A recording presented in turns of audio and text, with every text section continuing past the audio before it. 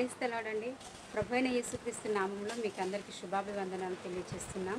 ప్రతి అరుణోదయం దేవా నీ ముఖదర్శనం అనే ఆధ్యాత్మిక కార్యక్రమంలో మనమందరము కలిసి ప్రతిరోజు వాక్యాన్ని ధ్యానిస్తూ దేవుల్లో ఆనందిస్తున్నాం. మరి ఈ రోజున ఒక వాక్య భాగం మనం చూద్దాము. అద్భుతమైన వాగ్దానము, అద్భుతమైనటువంటి దేవుని సన్నిధి ఈరోజు మనం అనుభవిద్దాం. 84వ కీర్తన 4వ వచనం. నీ మందిరం నందు నివసించు వారు ధన్యులు, వారు నిత్యము నిన్ను స్తుతించుదురు. నీ వల్ల బలమునందు మనుషులు ధన్యులు, యాత్ర చేయ మార్గములు వారికి అతి ప్రియములు. ఇది అద్భుతమైనటువంటి కీర్తన. 84వ కీర్తన దీవెనల యొక్క కీర్తన. మరి ప్రభు వాక్యం సెలవిస్తుంది, నీ మందిరం నందు నివసించు వారు ధన్యులు. ధన్యతల గురించి మత్తయి సువార్త 5వ అధ్యాయంలో మీరు మొదటి నుంచి చదవచ్చు. ప్రభు ఎవరెవరిని ధన్యులుగా భావించాడు. ఈ లోకంలో గుడ్ పర్సన్, మంచి వ్యక్తి అని పిలువబడాలని అందరికీ ఇష్టం ఉంటుంది. కానీ ప్రభు మెచ్చుకున్న వాడే మంచివాడు. ఎందుకంటే ప్రభువు అంతరంగంలో మనసులో ఉన్న ఆలోచనలు, తలంపులు పుట్టకముందు ఎరిగినవాడు కాబట్టి మన పరిస్థితి అంతా ఆయనకు తెలుసు. కాబట్టి ప్రభు వల్ల మనం ధన్యత పొందుకోవాలి.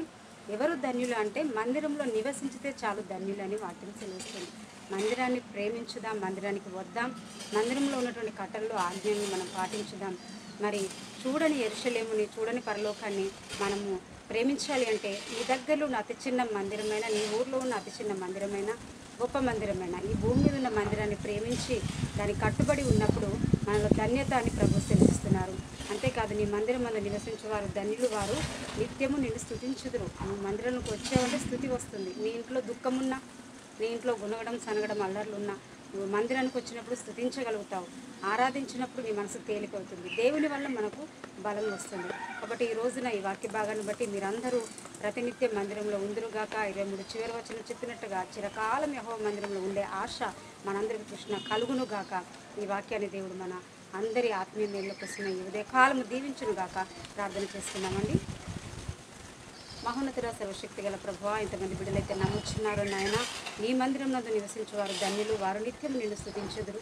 నీ వల్ల బలమునందు మనుషులు ధన్యులు, వారు యాత్ర చేయ మార్గం వారికి ఎంతో ప్రియముగా ఉంటాయి. వారి జీవిత యాత్ర ఎంతో ప్రియముగా ఉంటుంది.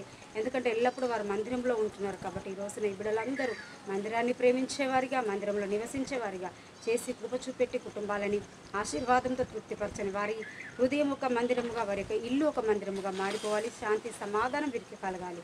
ఈ రోజున ఎంతమంది బిడ్డలైతే అవసరతలు అక్కర్లో ఉంటున్నారో, సమస్యల్లో ఉంటున్నారు, హాస్పిటల్లో ఉంటున్నారు, విడిపించి స్వస్థపరిచి విడుదల ఇచ్చి సంతోష సమాధానం చేత నింపమని యేసయ్య పరిశుద్ధ నామంలో ప్రార్థించి వేడుకొంచున్నాము తండ్రి. ఆమేన్.